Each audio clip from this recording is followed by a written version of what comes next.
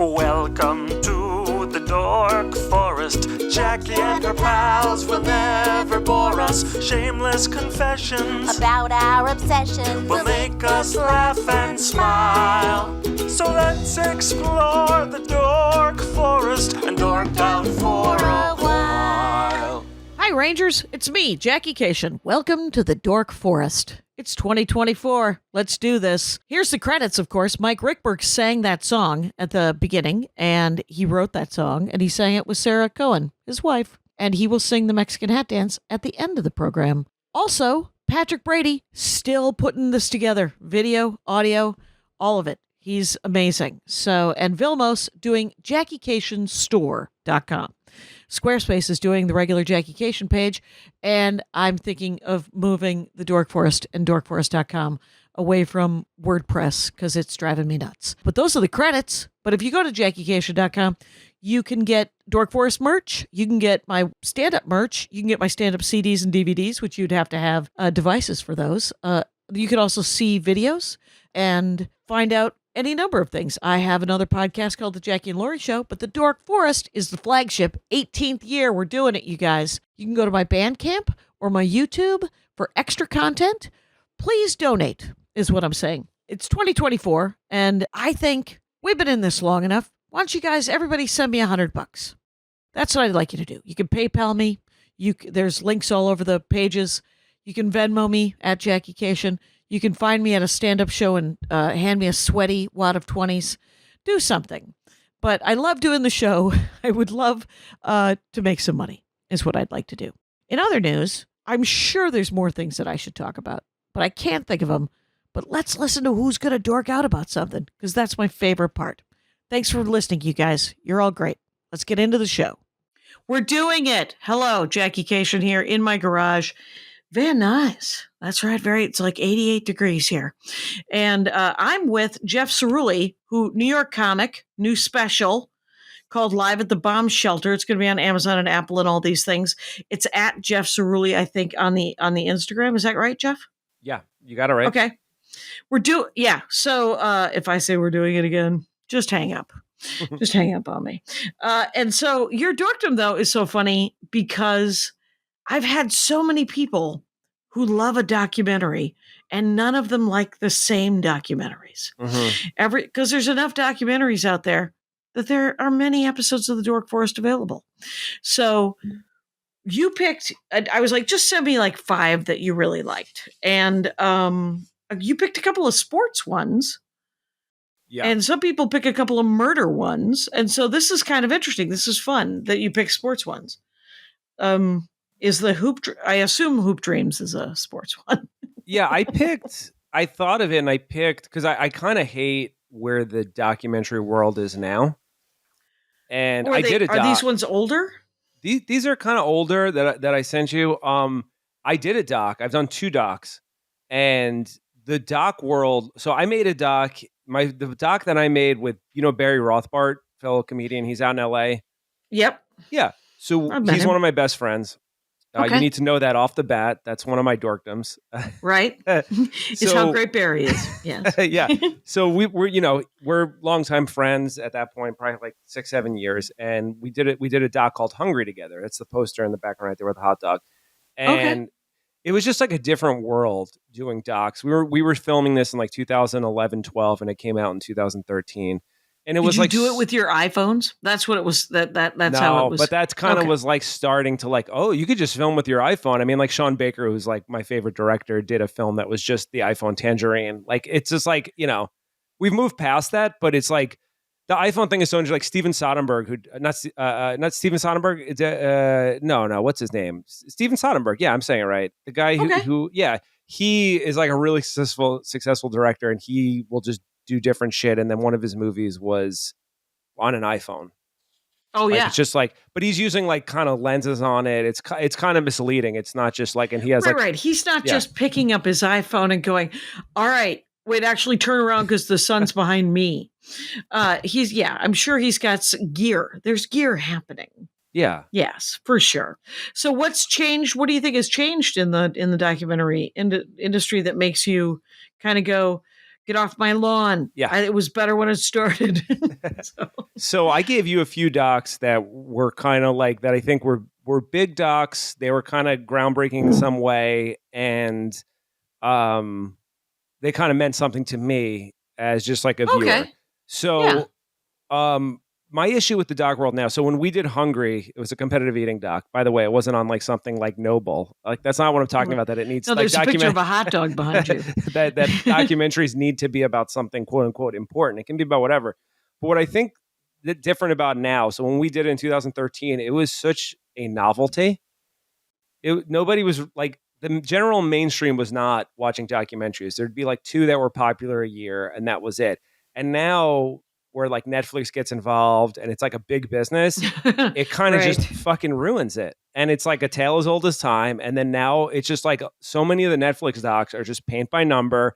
Hey, what's a true crime story that happened 30 years ago that we could, make some money off that we could do? And it's not to say there's not good true crime docs, but it's like the majority now are just this. Right. And I'm sure you just have to sort of like all television or all media, you have to go, well, I have to take a sort of a comb and go through and figure out where the ones that are good and the ones that I really like, right? Like, I mean, I love a nature documentary and some of them are dumb, but there was a documentary I saw, which you would think is just rude to say because we're talking about animals. I was like, no, I didn't like that picture, that winged whatever. But no, there was like a weird documentary on PBS about, robot. Oh, this is interesting. Last episode was about robots, and I forgot about this. They're robot, like they make robot fish that can integrate with the different schools of fish. Like they have a robot hammerhead shark. It's called Spy in the Midst or something like that. And they follow like a robot stingray, a robot, the thing with remember in Nemo where the light? They sent a robot down to meet other, and then they could film those fish. Are you looking it up? Yeah, I'm looking it up. In the hopes, right? Yeah. But it was really cool. But there's a lot of cattail, and there's a lot of documentaries. There's so many documentaries that there's obviously it's just easy to just do paint by numbers kind of thing now. Yeah, and that's what it is now, where it's so much of that. Like it's now that it became mainstream, it's like here's the way we're going to do it. So most docs, I would say 90% of the docs on Netflix are like pretty much spotty like that, where it's like, it's just kind of a true crime thing. We're going to just do some interviews and we're going to make it 5 parts because that's, it's more profitable and, everything's got to end in a cliffhanger, even if it's not that compelling. Like we just have to make it. And this is the world we're at now. Like documentaries used to be movies and now they're more series. Now they're like, there's some documentary called Women of Rock. And I've tried to watch it a couple of times. And I've started it at the beginning before rock and roll was invented. And you're like, wait a minute, these are just women. And these are just women musicians. And that's fine. But I think they called it Women of Rock because it they're like, just wait, Janis Joplin's coming up, man. It's going to be okay. Pat Benatar's coming. And, but it was very interesting. I mean, I didn't know about Mavis What's-Her-Face and I didn't know about this other, I don't know about a bunch of gospel singers and all these people. But what year, I'm just going to go down. The Imposter, Bart Layton. Okay. What is that? Here's what's funny about that doc. So that's a true crime doc. But this guy is like a master. This guy, Bart Layton, he's a British director. So I saw this film when I was in the editing lab making my film. Like it was the summer of 2013. And we're editing Hungry. We're in the lab. We're doing it. And then I remember I saw this doc with my sister. And I was like, I'm making absolute shit. Like this is so high quality. Don't feel that. Don't go there. I was like, compared to what I'm doing, which again, I love Hungry. You were just blown away by how great it was. What made it great, though? Okay, here's what made it great. So I love Hungry. It's the best project I did, and I have so much passion for it. And we were following people around this world, but it just felt like it was like, man, this guy, wow, he could tell a story. So basically, what he did is, first of all, to make there's a few elements with like what makes a good documentary, right? And if you get the villain, you got yourself a good doc. If you get the quote unquote bad guy, Okay. you got something because now you're going to be maybe sympathetic to this person. They're going to tell the story. So he has the bad guy in that doc. First off the bat, basically, this family in Texas, their kid goes missing, and then this guy on the other side of the world says he's their missing kid. Clearly Oh, wow. not. But they Oh, take him okay. in, and then the story is like, well, did they kill their kid? Did they not? And he's implying that they did, but he's also like a pathological liar. So you kind of don't know what the fuck's going on. But it's like this guy tells the story really well. He has the family, he has him. This guy's telling it the whole time. The way he like interviews this guy is like the family is shot at a certain angle, but this guy's the only one that's shot like head on talking to the camera, while everyone else is like talking off screen. Like you're doing an interview, you're Oh, talking to the director. He's the oh, to only one make it that, more yeah, interesting. he's You, looking. like, Yep, he's looking directly on the screen, while everyone okay. else is talking off. That was like a neat little trick. He interjects him, like he does reenactments where he interjects him in different scenes that work really well. Okay. And I'm just like, that's how you do a true crime doc. This is like at a really high level. That's how you do true crime. He also did a narrative thing he called American Animals, which was Oh, another movie? it was a movie. It was a narrative. It was about these kids who stole. They were trying to steal artwork from, I believe it was a college, and it had actors in it. It was like Evan Peters and actors. But the Okay. trick was he got the kids who did it.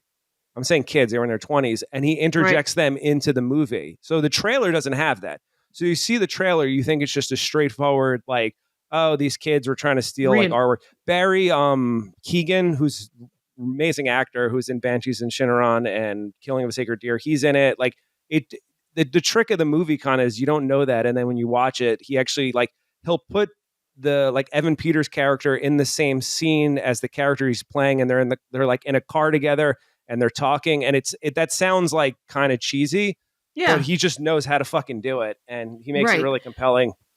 So So he tells, he's good at telling the story in the documentary. And that's what, like, when you say that he had the bad guy in The Imposter, yeah, the imposter was the bad guy, not the bad guy who stole their kid, the bad guy who said, I'm your kid. yeah, we don't know you don't know exactly what happened, and you're never gonna Right. know. And you're never So going to know. yeah, so it's kind of like, well, you could buy that the family was so traumatized by it, they were just happy that they're like, oh, our Yeah. son is back. I mean, you could also buy that they killed him, but there's no real evidence for that. So yeah, he's the bad guy because he's also done it before where he's a pathological liar. And then at the end, it's crazy. He's got like a family of his own now, they Oh, say. weird. Yeah. And it's Weird. like Yeah. crazy. Nice button on your on your crazy.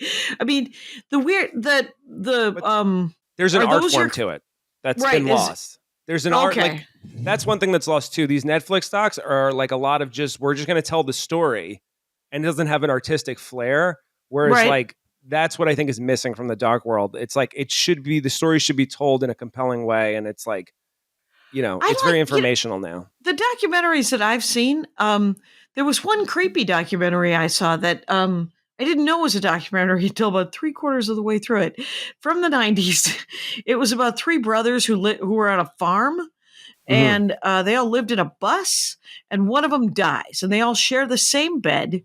And it's about these three brothers who have lived together. They were all in their 70s, Okay. 60s and 70s and 80s, and one of them dies. And so the documentary is about, did the two brothers kill the third brother? Were these three brothers incestuous? Why were they all sleeping in one bed for 70 years? And what the hell? And it never, if it resolved, I never got that memo. All I remember is just a light going off 3/4 of the way through the movie going, oh, these aren't actors. This is That's a real great. story about three creepy old dudes who may or may not have enjoyed each other's company a little too much from their childhood. What was this called? It was like three brothers. I wish I had more information for you, but because you love documentaries, and it's from the 90s. Yeah. So, I'll look it up. I don't. It could be a lot of things, but that's really interesting. So you don't know what happened. No, I don't know what happened. And I went with a friend of mine, Big Tall Larry, who I haven't seen in decades, but neither one of us knew what the hell it was until Three Identical Strangers. Was that it? No, that's that not was it. from a few years ago. That was the Three Identical Strangers. They were separated at like birth, and that was a good one. See, that one was sounds good. Amazing. That was a recent doc that was like well done. That's true crime that has like an artistic flair to it, and it also is like a compelling story. That was a good doc. Okay, and then there was a farm, and they lived in a bus. Hey, you guys, welcome to the Dork Forest, where Jeff and I Google things. So I can't imagine. Yeah, there's no way that it's that. So the other documentary that I own several documentaries. What do you own? What do you like? I am not a gay lady, but for some reason I own The Celluloid Closet. Okay. Did you ever see that? I didn't see that. It's good. The Celluloid Closet is essentially the history of how homosexuality is depicted in film. Good. From the beginning of film. Interesting. And it's just a lot of clips from a lot of different movies, and there's a narrative, and and it's just informative. It doesn't go anywhere. It doesn't, but what it did do was it makes me aware because I watch a lot of mystery television. Mm-hmm. Whenever there's lesbians, they're usually the murderers. Oh, and interesting. It's usually some sort of love story gone wrong, and she's like, but I loved her, so I killed her. And you're like, are we still doing this? And when they don't do it, it's always surprising. What it is I notice it now. I can think of a few off the top of my head from the 90s that involve some sort of lesbian killer. Single white female.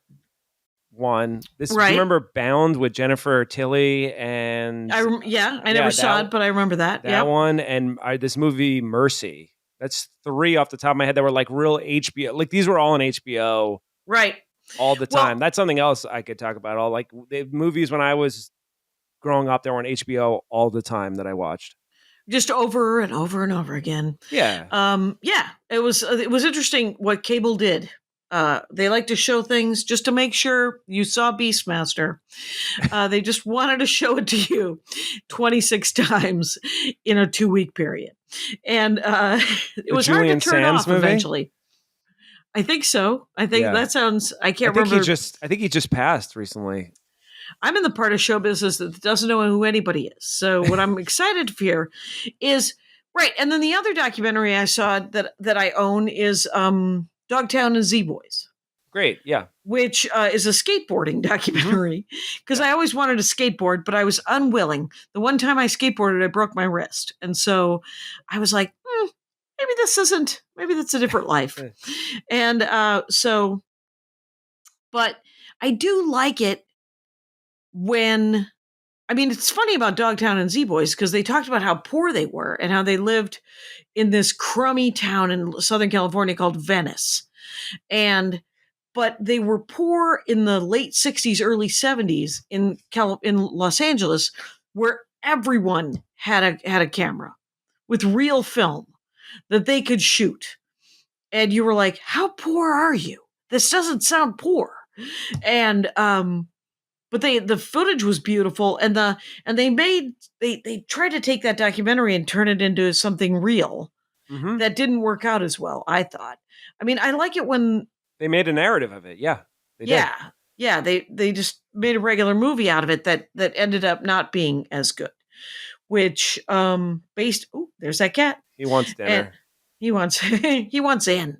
Yeah, once it's around 5, will just keep bothering me till I feed him. Well, let's talk about Hoop Dreams. What is that? Steve James. Yeah, so this was like I think one of like, if you're talking about like the early, I mean, documentary's been going around like forever, one way or another, but like the kind of like modern era that was probably like the biggest because this guy Steve James followed these two guys around when they were young who were going to try to make the NBA, which is very hard, as you Yep. know. It's very Sure, hard. that it doesn't sound easy. So neither of them make it. Oh. But it's like I think it was like 94, but he filmed them for like 4 or 5 years. So it was like so much footage. It was basically like reality show style of like Okay. interviewing and just following, and it was just very like acclaimed and kind of like again, they didn't complete the task. So it wasn't like they made the NBA. So it wasn't that, but it was like it was a lot about inner city Chicago. It was a lot about these families. It had a lot. It was just like a real personal story. So I think at the time, like that was a really groundbreaking documentary. It sounds like kind of like slice of life, and because they didn't get in, and to follow. And how old were these young men? Were they like 15 or 16? Yeah, they were like middle school to high school. And oh wow, yeah, and they, yes. yeah, and it was long too. It was like 3 hours. It was a long movie, and I remember watching it when I was a kid, and you know, and just being compelled because it's because the thing is if you watch, people have like I don't know what you wanted to be when you were 13. I wanted to be a forest ranger. Weird. I have a podcast called The Dork Forest. My listeners identify as rangers. So, but I wanted to be a forest ranger. And if someone would have followed me around, yeah. like what did you want to be in junior high and in middle school? I did want to always try comedy. Oh, since really? I was a kid. So that worked out in that sense of like that's something I did pursue. But obviously, like I wanted to do something. Like I wanted to play baseball. That wasn't gonna fucking happen. Like I was really good at baseball in my town on my little league team, and then when I got to like 8th grade, I realized it's like, oh, I'm not actually like I'm like fine. You know, right? There's another levels, level. Yeah. And NBA, I knew that was not going to happen. But obviously, every like boy wants to play sports, and then. I don't know if I think I was very into comedy. I remember New Year's Eve when the HBO would play comedy all night. And I would watch those. And yeah, it's something I wanted to do. Other stuff I don't know. I never really When did you start doing stand-up? Did you start I tried young? it when I was in college. Yeah. I dabbled when I was in college, just like trying it. Like I did a few bringer shows, and then when I was like later in my mid 20s, I moved to the city. I'm from a half an hour from the city, so it's not like I moved far. But I moved to the city with my buddy, and then I was like doing it since then. And then I always felt the push and pull between like film and comedy, and Is Live at the Bomb Shelter your special? Is that your first special? Yeah. Congratulations, man. Thank That's you. awesome. Yeah, it just felt good to do it because it's just like I didn't have anything of record for so long. And I'm doing comedy for such a long time that I just was like, I got to do something. Like I got to just have something to just put out there because I haven't done that. I owe it to myself. I got 2 words for you, Jeff. I put in. What is passive income? What you're going to want to get involved in. As I talked to a lot of comics who are like, I have met comics who have been doing it probably not as long as me, but almost, who are like, I don't have any albums. And you're like, you're killing me.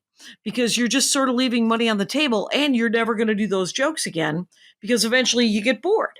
Yep. And you're like, you can't even remember them. So, I mean, obviously every joke in the world is now being captured on reels. So even every premise, it's nice. So it's different now, but I would encourage. So it's interesting. You wanted, but if someone came to you when you were like 13 or 14 and said, you want to do stand-up.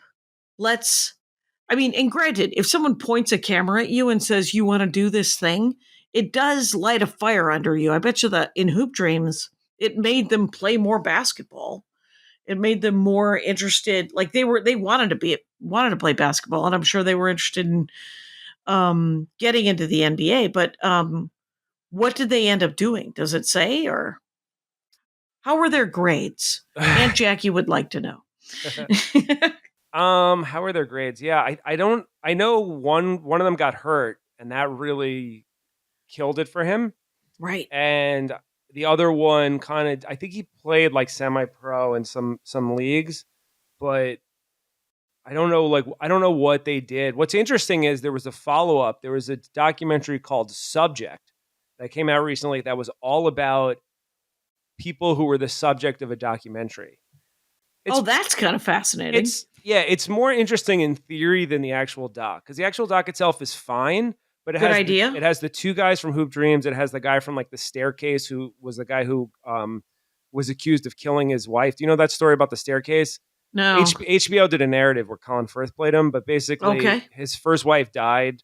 She fell down a staircase, and then his second wife died. She fell down a staircase, and then the second one, they're like, wait a minute. Too much falling. So he went to jail for a while, and then he actually got out. So they talked to him. They talked to his daughter, who was like, basically the daughter was like, never be in a documentary. They take advantage of you, and you don't, it's like what this did to my family is terrible. Well, the thing is it's a documentary feels like a sort of a more respectable version of reality television, right? Yeah. Where supposedly you go in knowing what you're gonna want to come out with, but you can't know what you're gonna come out, especially if you are doing something like Hoop Dreams or, The Imposter. It's interesting that The Imposter was willing to be in the movie. Here's also what's different now than back then. Even when The Imposter was made in 2013, it came out. So they were filming in probably like 11, 12. Okay. It's a different world. So especially in the 90s, you don't really know what to think of it. Now everyone's like media trained now, right? Everyone is like media trained because we have cameras on our phones from like day one now, young people growing up. So like what you see, and this is another problem with the doc world now, is it's a lot of celebrity driven pieces that control it, which is like technically like unethical, right? Like Ken Burns spoke about it with the Michael Jordan documentary. The Michael Jordan documentary, The Last Dance, it was fun. Like it was a good time. I enjoyed it, but at the end of the day, it was PR for Michael Jordan. It's not getting made unless he has his production company in it, so he can get final say the edit. He's going to control how he's looked. And that's the deal. You're not getting it. You're not getting the 5-part fun, nostalgic Michael Jordan doc, unless he gets say in it. And like I remember my wife loves Taylor Swift. We watched the Taylor Swift doc a few years ago, and I was like, this is just PR for her. They had one scene where she was like, oh, I want to speak out against Donald Trump, and it's like a big thing. And I'm like, this is such fucking garbage. Right. But I'm 24 years old. Yeah, it's such like produced shit. But that's kind of what the world is. So it's like back then, it's like, I don't think you're thinking about that. And it's like, I was trying to get a doc off the ground, and it was about this kind of, it was basically about this,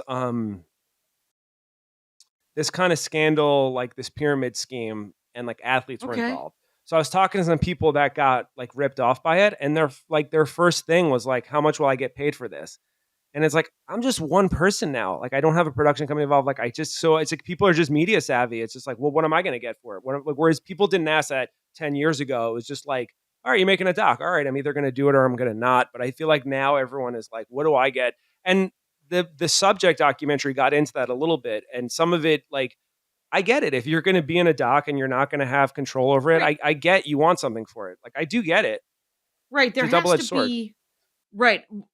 It definitely feels like whoever the subject of the documentary is should make a great deal of money, especially if it blows up. Like the person telling this story is essentially like in reality television, the people who are telling the story in reality television are the editors, because supposedly there's no writers, right?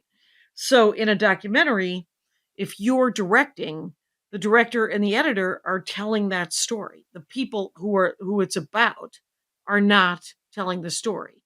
They might think that they are. And but so because I know that I had a friend of mine so a big director wanted to do a documentary about her. Mm-hmm. And she was like, I can't. I'm trying to also live my life. Yeah. You want to just follow me around and watch me write a new hour. Mhm. but also not,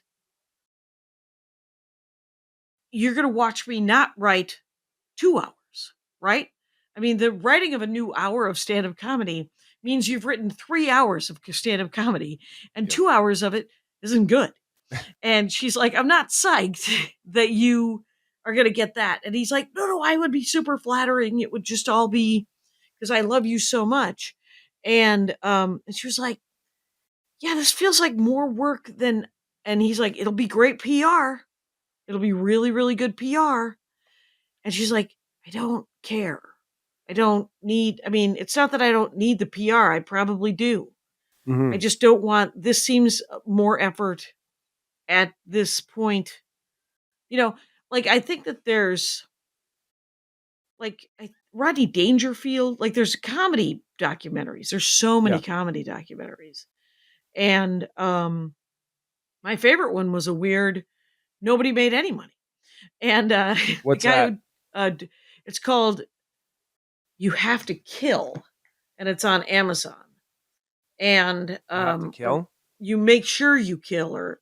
It's a You Have to Kill. It's with Chad Daniels, Pete Lee, and Tom Segura. Okay. And Oh, they I go remember this. to I Need You to Kill. Yeah, I remember this. Yeah. Yeah. And it is Louis Lee, the guy who owns Acme Comedy Company in Minneapolis, my home club. He was like, hey, and Josh Weinstein, who goes by, I think, Josh Elvis Weinstein, he was one of the creators of Freaks and Geeks or whatever. And, but he directed it. And they all went to Singapore and Hong Kong. And I had just gotten back from Hong Kong and I was like, well, can I be in it? And Lewis is like, no, I'm just bringing these three guys. We're gonna party. You were just in Hong Kong, and I was like, there's 11 million people in Hong Kong. I'm gonna bet most of them haven't seen me. Sure. And but I loved that documentary to some extent, even though there's not much to it. What I Mhm. liked about it was they showed them the three guys doing the same set in different rooms and how it was received Yeah. was one I of the remember this things. doc. Yeah. Yeah. And then Tom Segura at the end of it, there's a twist at the end of it that is actually very, very funny. Where he does Pete and Chad's opening jokes Mhm. because he goes first, and Pete has a small meltdown, and Chad can't stop laughing, and and so Pete's like, "He took my opening joke," and Chad's like, "Do a different joke," and Pete's like, "Yeah, but that was my set. I have that. My set is organized," and so it was a really compelling, great scene. And Tom Segura didn't tell them that he was going to do it. Sure. And I don't even know if he told Lewis. I think he told Josh, and that was about it. And he might not have even told Josh. I think it's something about doing a documentary and just sort of it being in reality, a reality kind of situation. Yeah. Yes. Yeah. And again, it's like you're talking about no one made money on that. And it's like technically it's always been unethical to pay the subject because then they're like working for you. And then it's like they're on your payroll. And then you're supposed to say, Huh. but also like, is that a dodge that like you just don't want to pay? Like, it's a complicated question, but that's what I want to see more of. Like, I want to see more of docs like that are following people around. They're a little more like organic, how it happens. Like that's like what I want to see more of. And when I see a doc like that, I get excited that I'm like, oh, this feels like a throwback. It's not just like an informational true crime doc. Right. That's why we're here to talk about this. It's like what I, Yeah. That's what you want to see. yeah. And is Grizzly Man Werner Herzog? Oh my God. So Werner Herzog is another like Herzog. legendary like documentary filmmaker. He's like this German, like he's done a million things. And Grizzly Man was interesting because it was about this guy, Timothy Treadwell, who it was like he wanted to be like an actor and he felt like he was gonna get the role of like Woody Harrelson in Cheers and he didn't get Oh. it. He came close and that kind of it seemed like that's what like put him off the edge. And he kind of just like kind of loses it one way or another and he becomes this guy who just like I forget where, but he just hangs out with bears in like the woods. Okay. And he would just do these videos, and he was just hanging out with bears. So Werner Herzog like does a documentary on him, and he's just getting close to the bears. He's like hanging out with the bears, and then at the end, he gets killed by a bear. Him and his fiance. I think I And could have called that. Holy, yeah, of course.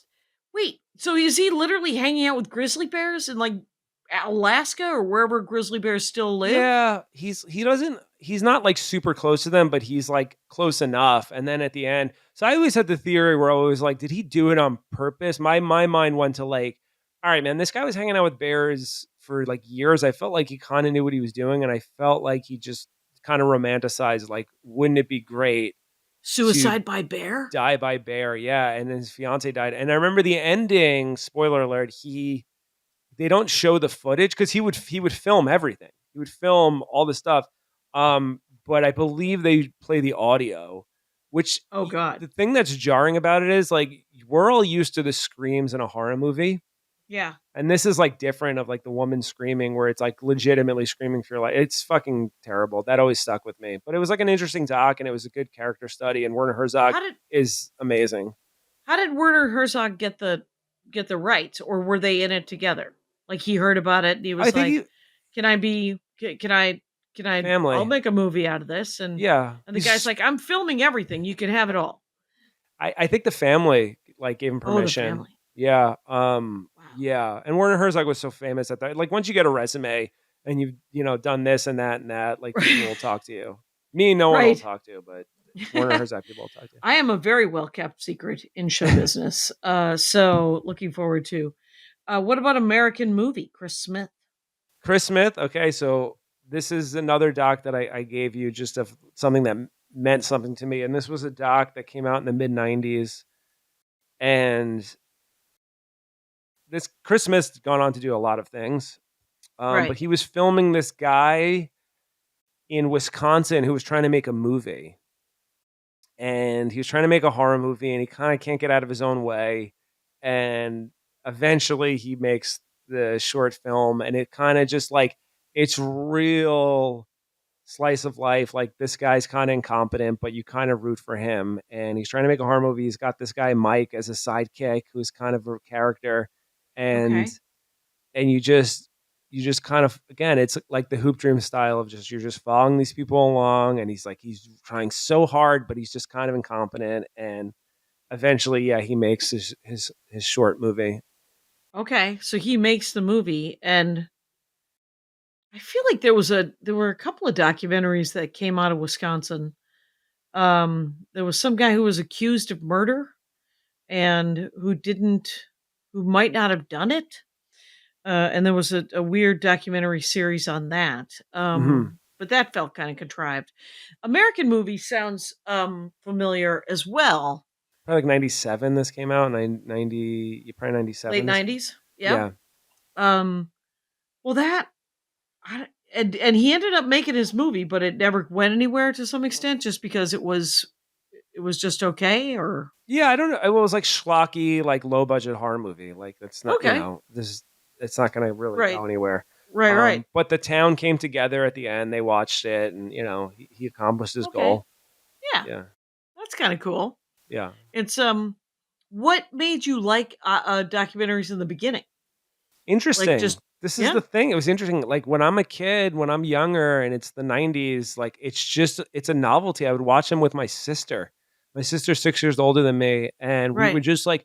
It was like when you'd go to the video store and you'd be like, "Oh, let's watch a documentary." It was just very kind of offbeat, and Yeah. we would like American movie I saw with my sister.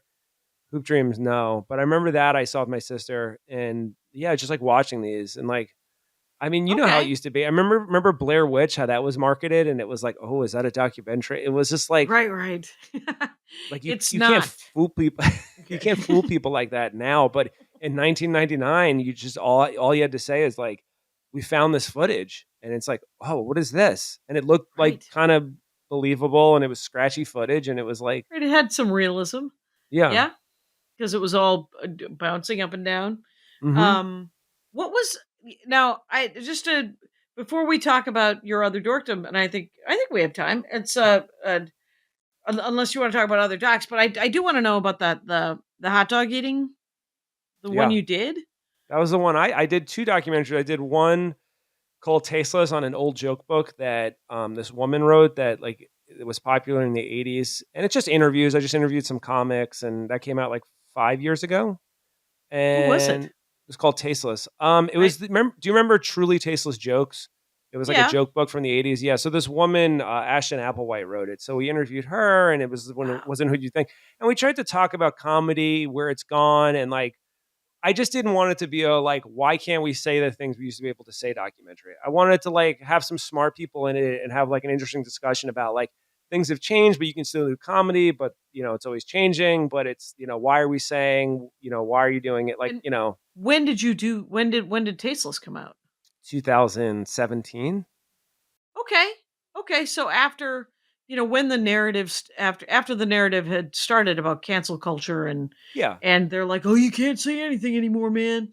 And you're like, "Turns out you can, and you get to say it in Madison Square Garden." Anyway, so the you can say whatever you want. It's the only punishment is that you get a shittier fan base. That's Yeah. all. It's just now you're just being followed around by a bunch of douchebags who think that you should get to do whatever you want to do without regard to humanity. The thing So, about it is there's such a difference between the comics that like Anthony Jeselnik. He saw has him like a last night. nuance. Yeah, he has a nuance to him where, and he's all like, if you hear him in interviews, he's the first one to be like, yeah, people can get mad at what you say. Like, grow up. Like, what do you want? Yeah. But like Anthony Jeselnik has like a nuance to him, and he's like kind of winking at the audience, or like even like Shane Gillis. I think Shane Gillis is funny, and he's kind of smart enough to know what he's doing. Whereas like some of the other stuff that you were just like referring to is just like, why can't I say whatever I want? Why couldn't like it's just like, yeah, but like, what are you doing up there? Like, what are you Right. like? What is There's this? when ironic racism became something that people were doing in the late 90s. I saw it first. Sarah Silverman and Zach Galifianakis both did Hmm. it. And they both did it. They did it well. Yeah, And it was funny. I mean, I laughed and cuz I knew that, and you could tell, like Jesselnick last night did a joke about how the voting age is 18 and he thinks that it should be 16 and if you are allowed to drive a car, you think he's going to say they should be allowed to vote, but he says I should be allowed to have sex with that person. yeah, And so it was this very, very dark joke about statutory rape that was just peak Jesselnick. yeah, And the audience were just like, "Oh, ha," because he's not. yes, I don't know him well, but I know him well enough that I know that he's actually not the kind of person who takes advantage of children. sure, So, yeah, right, he's an adult man. He's not. He has his own life. He's kidding, and yeah, so, but guys like him and like Zach and Sarah Silverman, they were like, "Oh, we can do this. I'm being ironic," and you're like, "Yeah, but you're not good at it." And then one step further away from that, it's just bad guys hmm going, "I get to say this," and you're like, "Oh, I'm You know what I'm tired now." noticing? You know what I'm noticing is Hmm. back, uh, calling women bitches. I'm hearing that in people's stand-ups, and I'm like, why? First of all, Chappelle does it, and there's a few others that I'm like, when did this like become like mainstream? Have you noticed it too? Well, I think it started because women sort of took it back Uh and huh. just sort of were calling Made it each like, other bitches a bunch. but when women And say it, then, it's like, yo, bitch, blah blah blah blah. I yeah, don't know. yeah, It's like yeah. different. I don't know. I feel like It's I don't know. Yeah, it's very different. It's yeah, coming from inside the house, yes, right? I mean, it's not. yeah. It's and it, but it's still not my favorite. But I get it because I was called Karen a couple of weeks ago. Hmm. Uh, and let me just say this about the employee who called me Karen. She wasn't entirely wrong. And I know what she was. I know where it came from. I'm not the hero of that story, but I will say that to call people Karen, it's such an arbitrary word, Hmm. but you know what she means. It isn't Yeah. anything like I know shittier people named Brenda.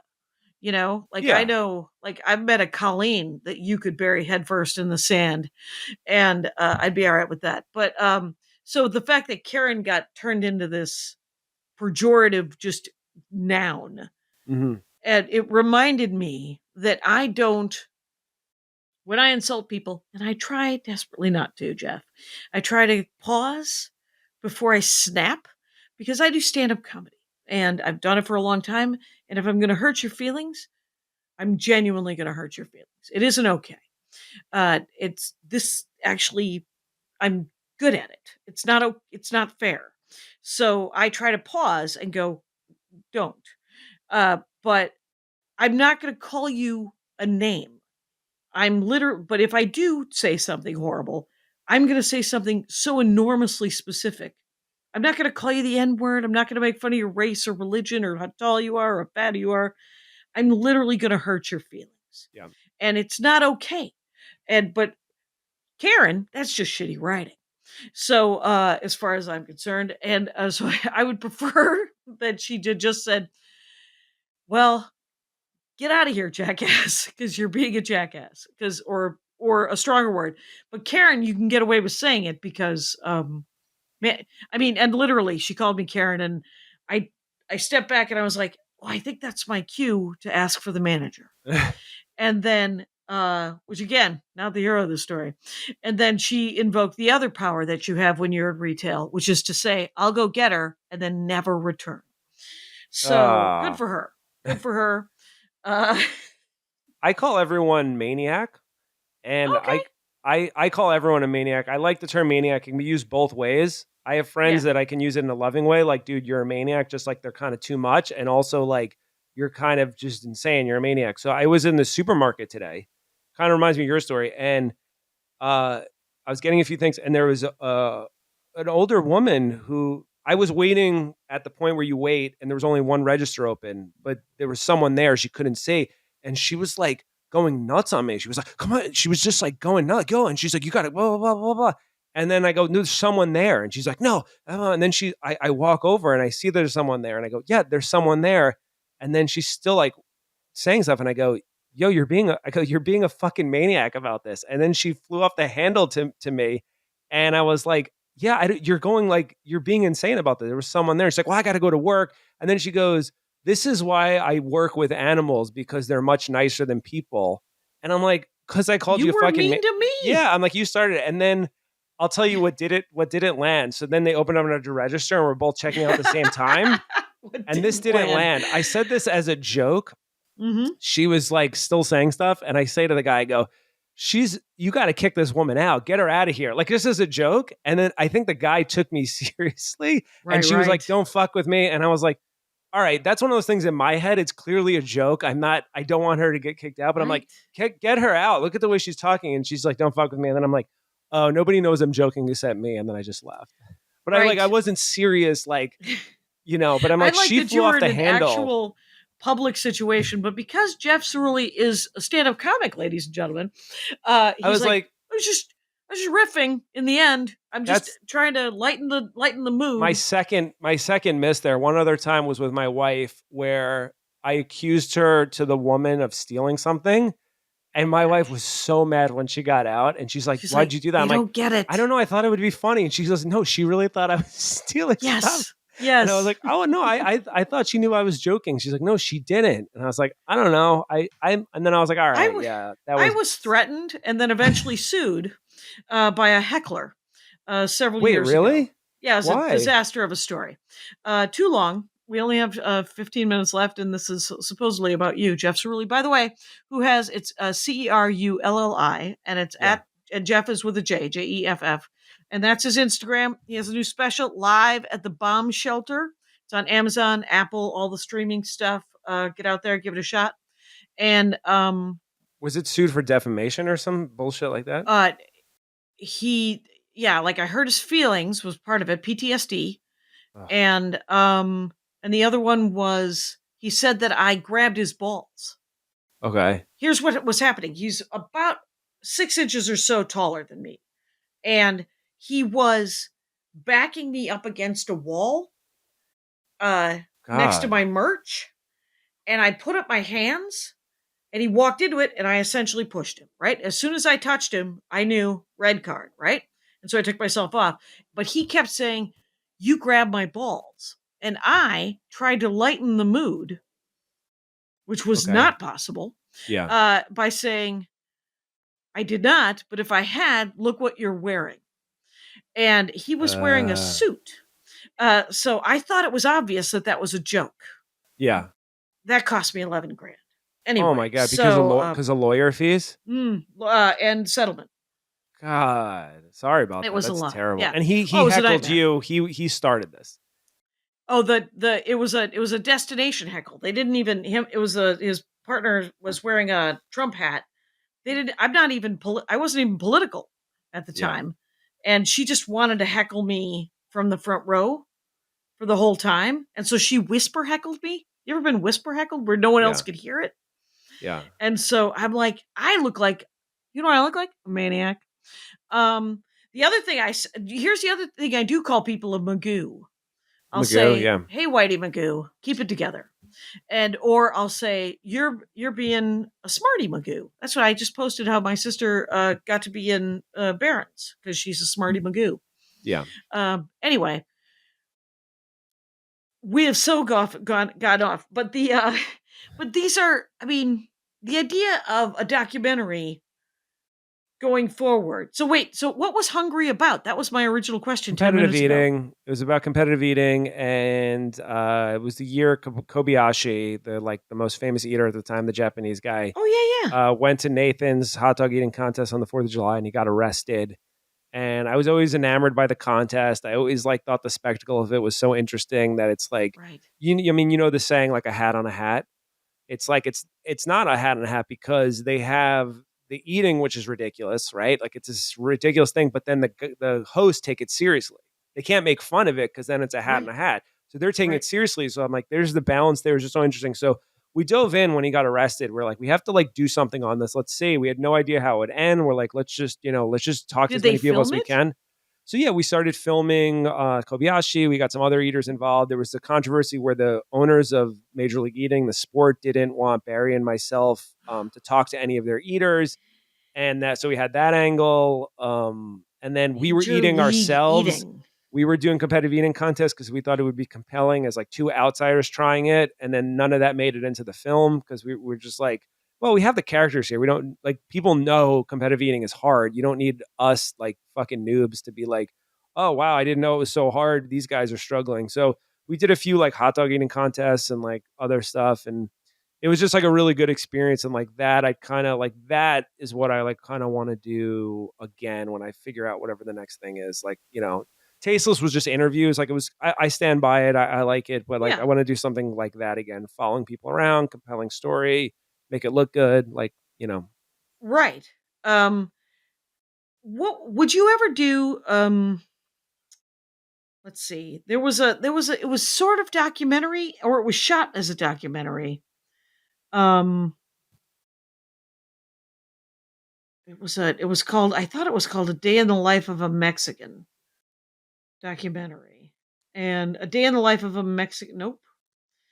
I saw it and it was a one joke premise, and it wasn't a documentary, but it was shot. It had so much information in it.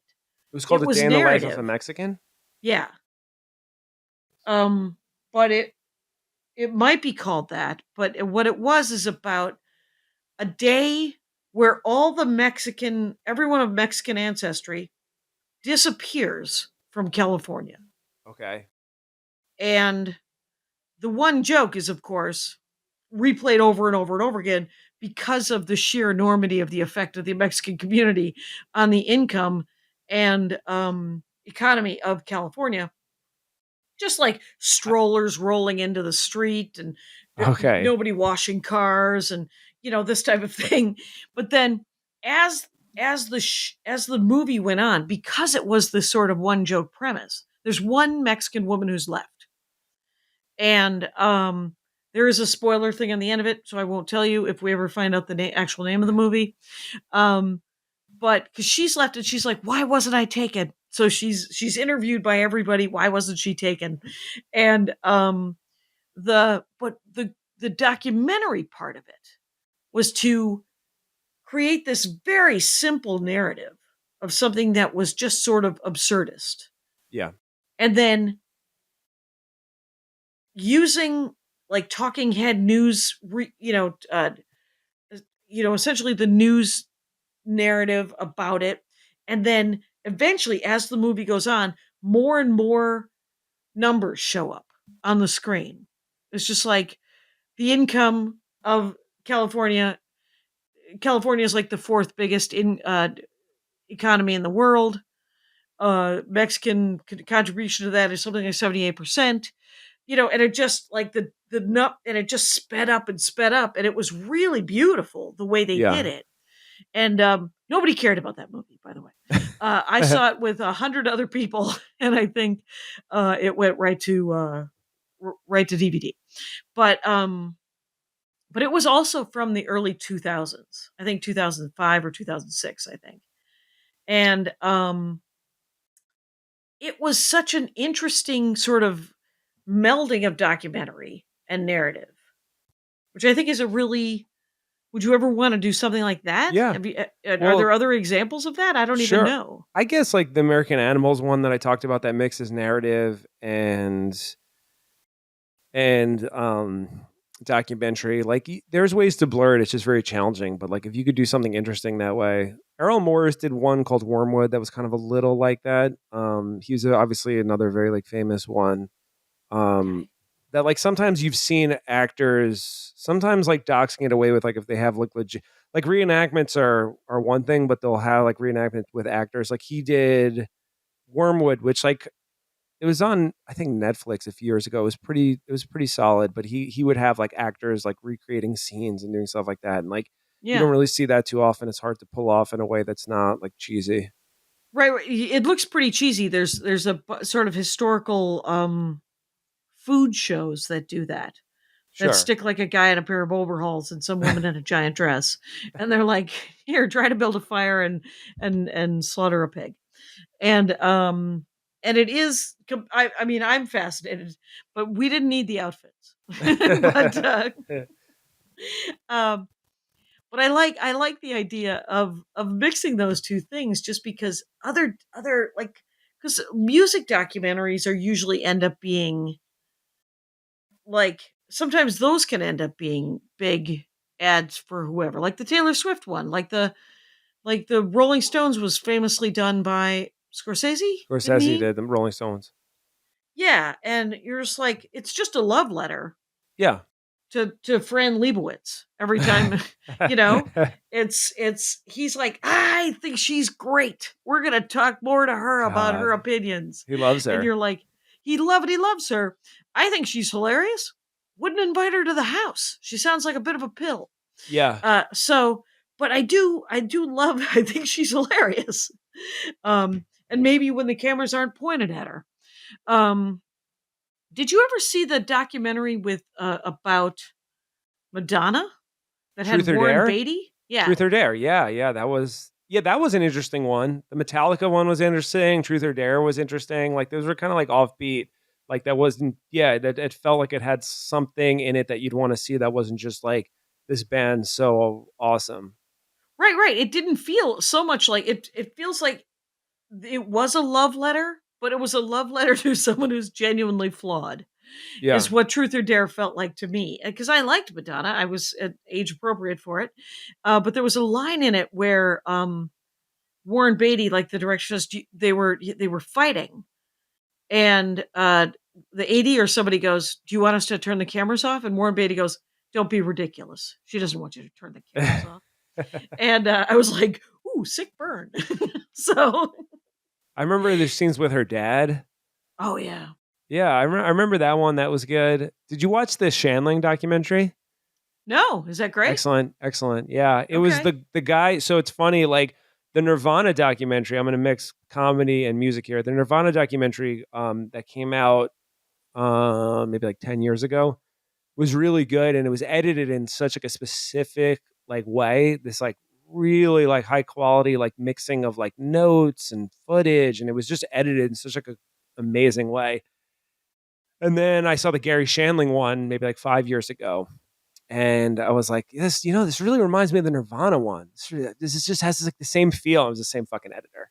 I looked Oh, at it there you after. go. I go, oh, it's the same editor. Yeah, they wanted the Gary Shandling one. They're like, we want this to be Nirvana. Let's get the guy because it's edited in such a specific way that it was like the Shandling one's it's really offbeat and like because they take his like note.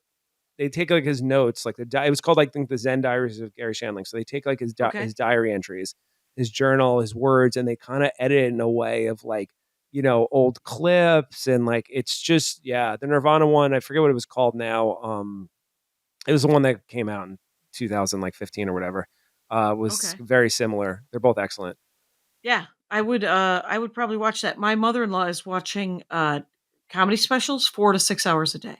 What? Why? She lives with us because Uh, she's very frail, and okay. I think she's trying to bond with me. And what she's really doing is triggering. But as much as I love stand-up comedy, but I've gotten to see a lot of great stand-up comedy and some fairly mediocre. I was like, how did you even find Dry Bar? And uh, and then that's and then sweet. then Lori Kilmartin came over and said, "Why hasn't she seen mine?" Uh, And I said, "I don't know. I'm not curating it." And Chris goes, Lori tells her that tells Chris, my mother-in-law, that it's on Amazon, and um, she's like, "Oh, I didn't even know there was comedy on Amazon." Well, Jeff Cerulli's is. That you should know. It's on Amazon. It's called Live at the Bomb Shelter. And so is Lori's. It's called, I think it's either Corset or Cis Woke Slut she's so something. great.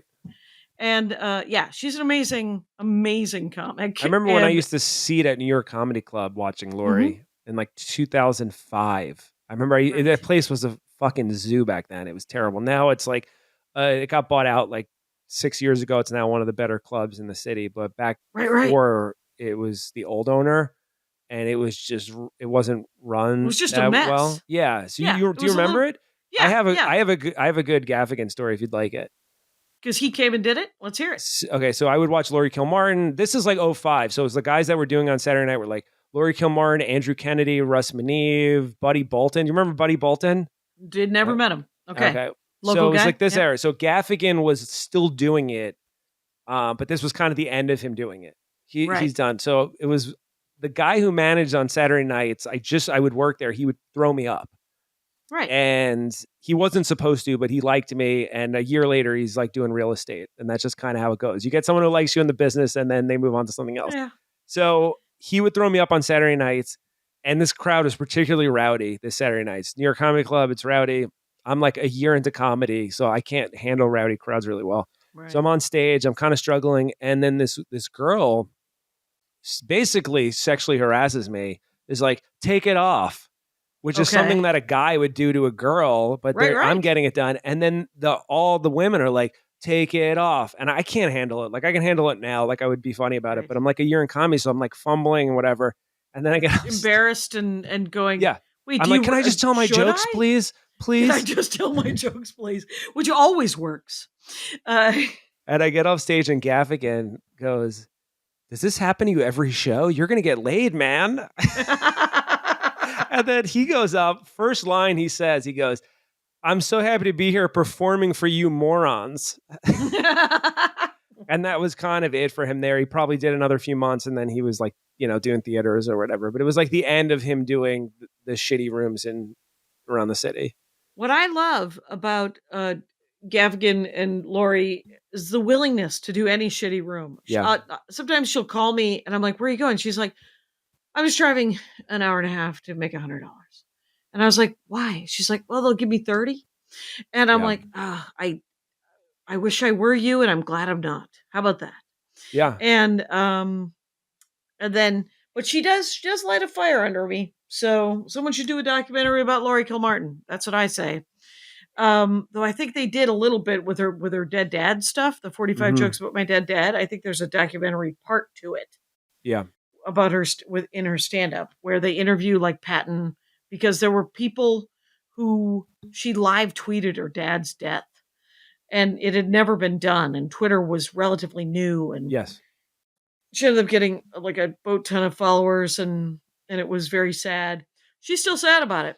My mother died a long time ago. I'm over it. Wow, such a dick. Here's the thing, you guys. We have been talking. It's been an hour.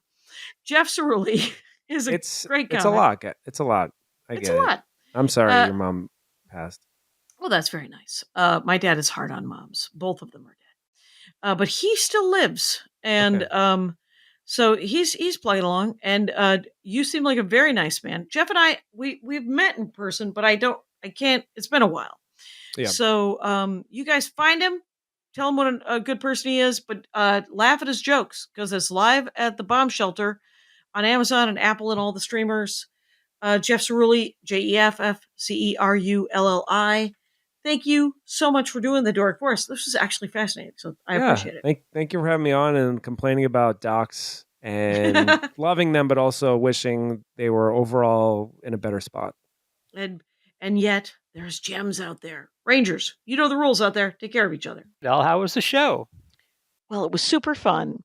It was You were on with your a New phone. York comic. I was because I'm looking at his name. It's Jeff Cerulli. okay. I wanna pronounce it right because I don't know him. He's a New York comic, and Okay. I think his handle is just at Jeff Cerulli. Yeah, he's a comic. He has a new special out, Comedy Dynamics special called Live at the. I think it's Live at the Bomb Shelter. That's it. But he did a documentary, and he loves documentaries. He And made one himself? Yeah, he's made, I think, 2 documentaries, and one was Okay. about eating contests, like hot dog eating contests and stuff. And that's the one that was more successful. But he loves just the idea of documentaries, and we talked about many different documentaries. He wants to like everyone's documentaries, but some documentaries drive him nuts because they're Right. just sort of like a big PR ad, and they're Right. not old. He likes old school documentaries. Like old school documentaries that aren't that aren't there to sell you something. Right. I guess like the Michael Jordan one was pretty much just Michael Jordan had final say on it. Taylor Swift had final say on hers. Oh, sure. Yeah. Right. So it wasn't like a documentary. And I tried to remember the name of the documentaries I saw. I got Out of the Celluloid Closet. I think I misnamed that during the show. Well, yeah, A lot it's of something things like that, happened. though. I think it's Out of the Celluloid Closet. I think I just called it Out of the Closet, which is the right, name which of is a the thrift clothing store in Yes. West Hollywood, right? Right. And Dog Boy and Z-Town. Z-Town and Dog Boy, or Dog Town and Z-Boys. Yeah, that's right. So One of those two. Yeah, I haven't watched a lot of documentaries, but I like them. No, you just watched that Ladies of Rock. Oh, and that was a 5, and he talked about that. He talked about how some of them are episodic. They're not movies anymore. Right, They're right. documentary series. Yeah. Because there's a market for that now with all these streaming services for shows like that, which is kind of cool. But I only remember documentaries from when I was a kid where they were like volcanoes and lions and actually I don't know. Those are the kinds of documentaries that get shown to kids. Okay. And then now as I age, I'm more and more interested in Rick Steves' Europe. Right. I mean, those are documentaries, right? Right. And we didn't. Honestly, cooking shows are documentaries. Yeah, I don't know what I meant to ask him about the difference between sort of reality television and documentaries and sort of docuseries and like all the different things. But it was a fascinating dive into a very specific kind of documentary. So there'll be other episodes. People love all different kinds of documentaries. And people are now listening to a lot of documentaries as podcasts. Like a lot of the informative, really popular podcasts are like the true crime podcasts are basically documentaries. Right. And sort of history recreation or history taken and then made applying it to current times. Yeah. I love information and I love. People do. Our brains love it. Our brains crave it. Wait, what else do we crave? Brains. That's a different episode. Would have been zombies. Jeff Cerulli. It's a CERULLI. Ulli. And he's a great comic. And he's a New York comic. So you can watch his special on all the streamings, like Amazon and Apple and all that stuff. So it was a great episode, though. Super fun. Yay! And you know the rules out there, Rangers. Take care of each other. My hat, my hat, my hat. They're dancing around my hat. My hat, my hat, my hat. Well, what do you think of that? If it looks like a Mexican hat dance and it sounds like a Mexican hat dance, it's most likely a Mexican hat dance. So take off your hat and let's dance. Yay! Oh my God. Why don't we just call that as the end of the show?